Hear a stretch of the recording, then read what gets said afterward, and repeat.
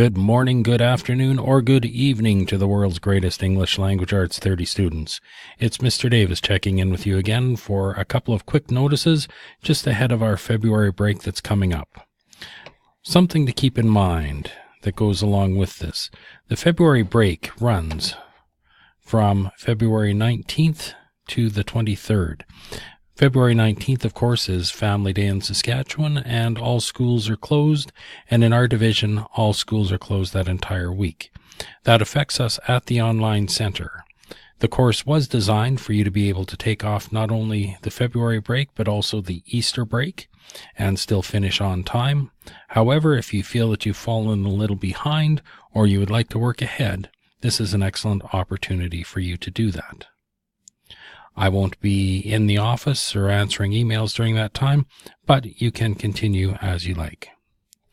Combined with that, there is also the idea that the work that's been going on behind the scenes is something that should continue.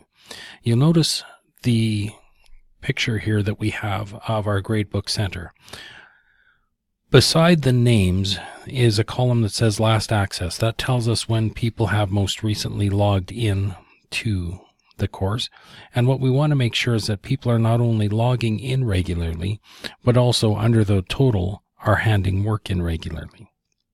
We have a couple of more intake days coming up ahead of the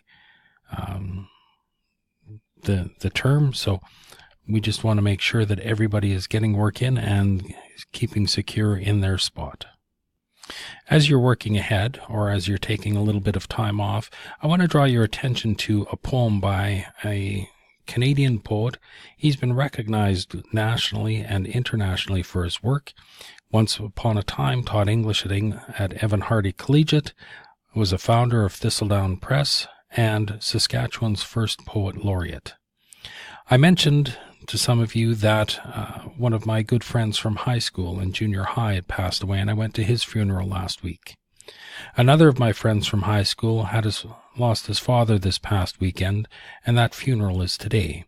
Now, these are guys that I spent a fair bit of time with growing up, but as we grew up in the pre-internet world and we started to move apart, phone calls became trickier, they were expensive, and letters may have been written, but eventually they stopped being sent.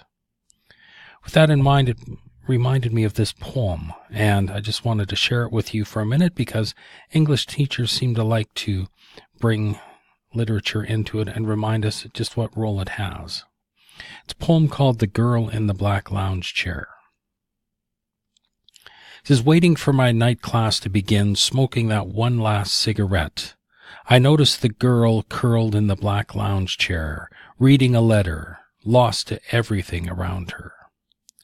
Her eyebrows arch suddenly, her lips move in silence, break into a momentary smile, then she closes the letter slowly, touches it lightly to her lips, returns it to the envelope. For a moment, her eyes touch mine. I go to class troubled. A young girl, her smile, a message, these small moments, so many letters I should have written.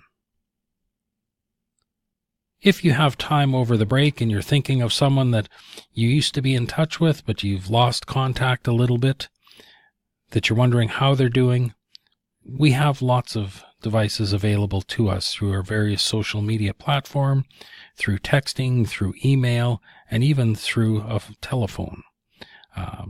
Perhaps if you feel that compulsion, it might be worth checking in with someone.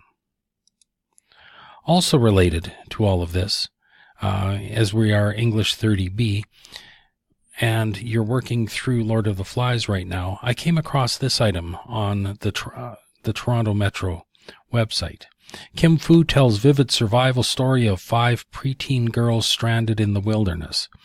I'll be honest, I haven't read the book, but its premise sounds like it would tie in nicely with Lord of the Flies and that question we always ask, if there had been girls, would the situation have been different?